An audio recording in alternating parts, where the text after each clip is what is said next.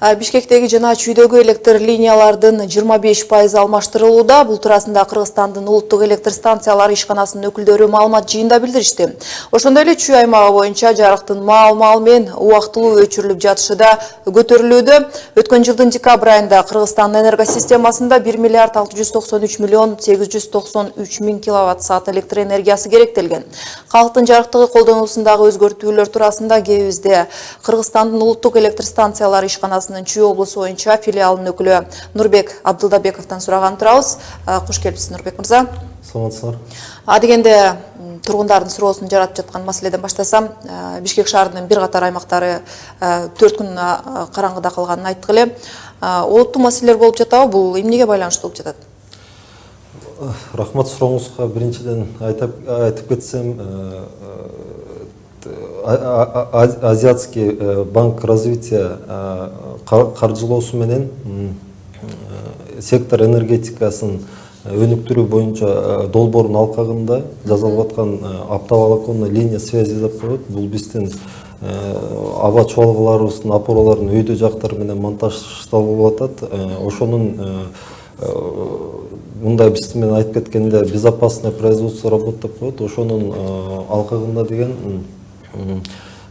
линияларды өчүрүүгө туура болот, мажбур болуп атабыз да. Бирок айтып кетсем, бунун ушул биздин Бишкек шаарынын тургундарын максималдуу өчүрүүлөрдү минимизацияга жеткириш үчүн тыгыз иштер жүргүзүлүп атат. Бул деген ачык акционердик коом Север Электро менен жана крупнопромышленный потребитель деп коет. Ошолор менен бүт режимдерди, туура режимдерди создавать этип,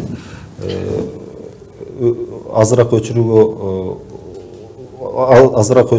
жүргүзүш үчүн иштер жүргүзүлүп атат. Бирок толугу менен өчүрүүгө коюш болбойт экен, бирок ошонун баардыгы минимизацияга чыгарып атабыз. Мына ушул оңдоп түзөө иштери дагы канчага чейин уланат? Бул деген бүгүнкү күнгө деген өчүрүүлөр азыркы убакта деген ТЭЦ Бишкек парковая линия аба чолгосунда иштер жүргүзүлүп атат. Бул ушул этапыбыз, ушул казыркы жүрүп аткан жумушубуз 3 этапка бөлүнгөн. Негизи 15 июлдан 19 июлга чейин. Азыркы бүгүнкү күн экинчи этапы буюрса бүтүп атат. 4 сааттык саат 10-дон 15:00 чейинки өчүрүүлөр болду. Андан тышкары 18-19 күндөрү дагы өчүрүүлөр болот. 8-ден 9га чейин. Бул Жыл массив Көкжар, село Көкжар, Жыл массив полицейский городок жана Алтын Ордо кичи конуштары. Жакшы маалымат айта кеттиңиз. Мына жай айындагы бул оңдоолор болгондо эмнелер жаңыланып жатат азыр? Азыр дагы бир жолу айтып кетсем, бул кредитный средства деп коебуз. Ошонун алкагында деген азыр оптоволоконный линия связи деп коебуз. Ошону тартып атабыз. Андан тышкары дагы өзүбүздүн мекемебиздин пландык жумуштары бар.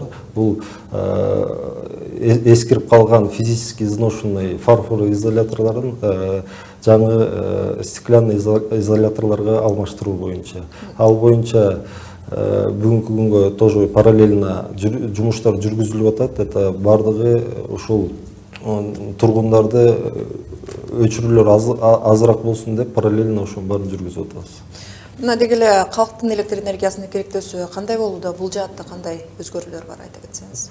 Эми айтып кетсем, алмаштыруу боюнча вообще негизи модернизация боюнча быйылкы жылга биздин мекемебиз менен ушул алдыда айтып кеткен изоляторлор где-то 28 000 штук изолятор алмаштырабыз. Это бул бардыгы деген баягы көптөн бери алмаштырылбаган кээ бир линияларыбыз бар. 1968-70 жылдан бери алмаштырылбагандар да. Бул көбүнчө жанагы кыш жаз мезгил даярдоолордун алкагында жүрүп атат. Өчүрүүлөр азыраак болсун деген пландырмын. Биз буга чейин уккан элек да, бул Борбор калаада эле жаккан электр энергиясынын каражатын өз убагында төлөгөн 2000ден ашык абонент өчүрүлөт деген маалыматты уккан элек. Ушул тууралуу кандай чара көрүлдү? Бул сурооңуз боюнча жооп берип кетсем, биздин негизи мекемебиздин мындай айтканда деятельности биздики транзит электроэнергия деп коет.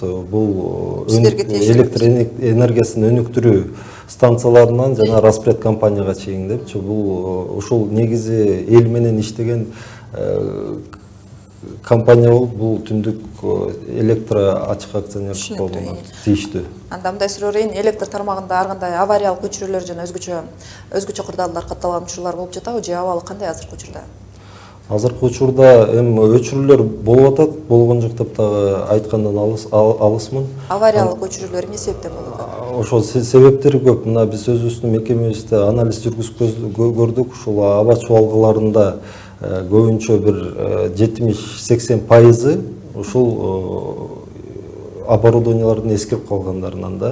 Бул жана алдыда айтып кеттим, изоляторлор, перекрытие изоляторов деп коет. Бул моралдык, уже физикалык мындай эскилигинен болуп атат да. Ошонун алкагында биз жанакы быйылкы жылга айтып кеткендей 28 000 ушул негизи бүт Чүй областы боюнча алмаштырып толук кышка чейин толук алмаштырып күтөбүз. Эми дагы бир суроо айта кетсем, буга чейин электр энергия болгонба талкууланган эле.